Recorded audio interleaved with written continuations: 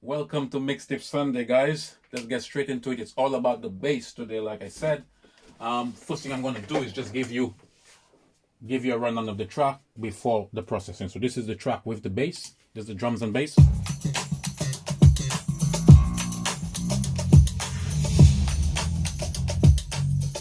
Okay. Now let's add my processing. So this is the bass after my processing. And let's add on the bus. Okay, now this is again same place with my processing.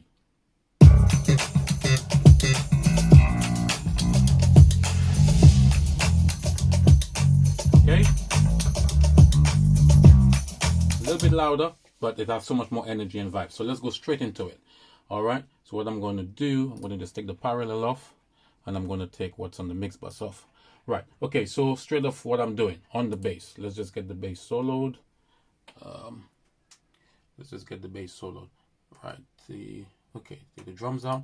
Okay, so if you look at the bass here, all I'm doing here, okay, I just took off a little bit, 2 dB at 160 hertz and a little bit at around 300. Okay, just doing like this, and just a little bump to get the get the notes of the bass, and a nice little bump around 50 hertz to make it nice and round. Okay, then I'm going into this amp. This amp is very subtle. If I take this out, okay, and bring it in, okay, it gives it a nice tone. Okay, so let me add the parallel now. If I add the parallel, here you go. Ooh, what am I adding for the parallel? Let's just listen to the parallel alone. I'm just going to solo the parallel. I'm using the Culture Vulture here. Okay, okay, take it out. This is the original bass with the parallel. Okay, this just adds so much grit and stuff to identify the notes at the top. Here's a couple more options for you. I like this as well, but it already sits in my template. This, you just drive the input all the way, bring the output down, and you turn the amp, you bring it only in the amp, so you get no compression, but you just get the amp. This has a really nice tone. Let's just bypass so you can just hear what this one sounds like. This one here, take it in, go into here, okay, take it out, in. See that? It has a nice gritty tone. And here's a third option for you as well. You can have that Blue Cat Destructor. This very nice plugin.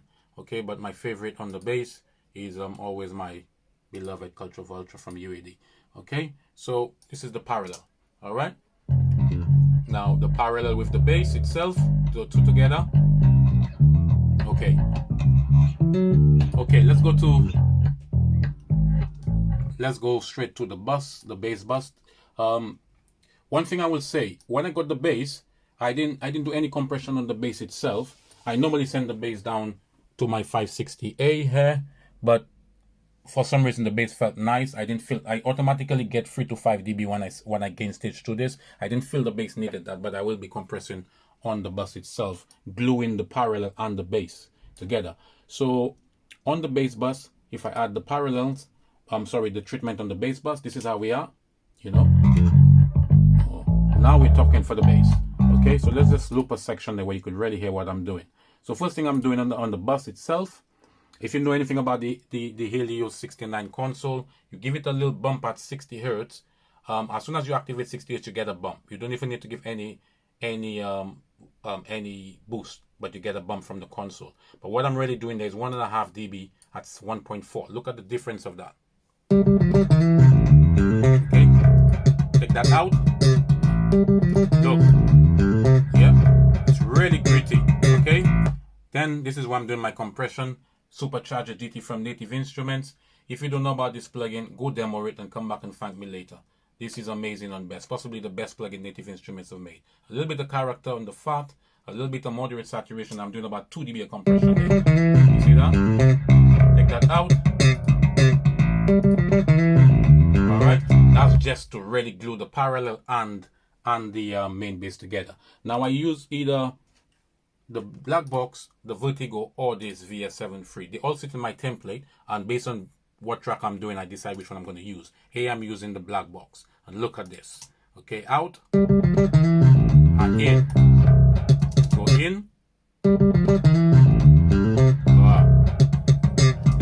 box, it sounds amazing. And then after that, I'm just doing a little bit of tape where I'm just hitting the tape hard just to tame the high end. Okay? Now if I go to the black box and I just bring the drums, look at the difference the black box make. Okay? The black box is really adding some vibes to it. Let's get the drums in. Okay? Okay? Black box out. And out. Black box in. Let's get the black box in. Let's go watch this. Out. In. Okay, and all I'm doing in the black box, a little bit of pentode, a little bit of triode, a little bit of air, and a little bit of that saturation tube. This plugin is amazing. Really amazing. Okay. One thing I will say finally is when I'm mixing the bass, I spend 70% or so just listening to the bass in my small monitors. I want to hear everything from 90 hertz upwards. Okay, so this is in the small monitors. This is where I really work to get the bass. See that? I want to get the bass to play and then really cut through so that it could play on mobile phones, it could play on any small system, and then I worry about the lows itself. Okay, so this is the small system, small monitors. Okay, big monitors. Then I worry about the low end. Small monitors. If I can hear it in those monitors, I can hear it anywhere. Low. Okay? Alright guys, this is just a small insight of how I mix the great man's JoeyBass bass guitar and In the Lord's Army track. As always, have a blessed Sunday, have a blessed week. If you have any questions, just DM me and I will give you further explanation. One love. Don't forget, it's all about Mixtape Sunday.